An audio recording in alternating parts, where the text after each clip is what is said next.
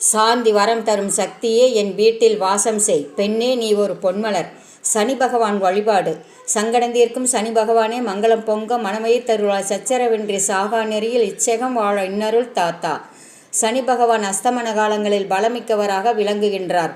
ஆகவே சூரிய அஸ்தமனத்தின் போது சனீஸ்வர பகவானுக்கு அர்ச்சனை செய்து வழிபட்டால் சகல நன்மைகளும் உண்டாகும். காசி காண்டம். சனிக்கிழமைகளில் நீங்கள் மதிய உணவினை சாப்பிட முடியாதபடி திடீர் தடைகள் ஏற்பட்டால் சனியின் பிடியில் நீங்கள் சிக்கியிருப்பதாக அர்த்தமாகும். சனிக்கிழமைகளில் நீங்கள் சாப்பிடும்போது சாப்பாட்டில் அடிக்கடி தலைமயிரோ அல்லது சிறு கற்களோ தென்பட்டால் நீங்கள் சனியின் கெட்ட பார்வையில் இருப்பதாக அர்த்தம். சனி பகவான் வரலாறு. ஒருவருக்கு சனி பிடித்திருந்தால் சனிக்கிழமைகளில் மூட்டு வலி வரும். அன்றைய தினம் செருப்பு காணாமல் போகும் அல்லது பீய்ந்து போகும். இதற்கு பரிகாரமாக எல்லா சனிக்கிழமைகளிலும் உணவு, உடை, மருந்துகள் தானம் செய்தல் நலம்.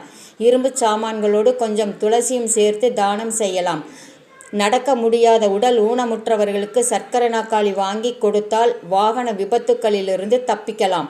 கஷ்டப்படுபவர்களுக்கு படுக்கை, தலையணை தானம் செய்யலாம். இவையெல்லாம் 7.5 நாட்டு சனி பிடித்தவர்கள் செய்ய வேண்டிய பரிகாரமாகும். சனி பகவான் வரலாறு.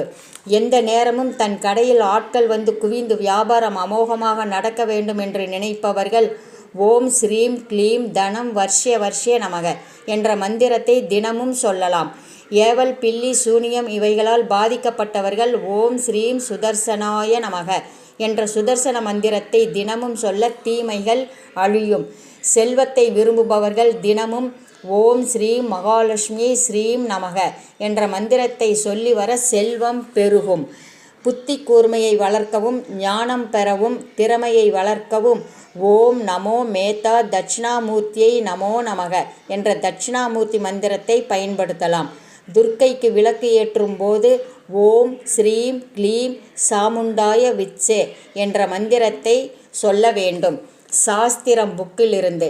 பெண்ணே நீ ஒரு பொன்மலர் சேனலுக்காக.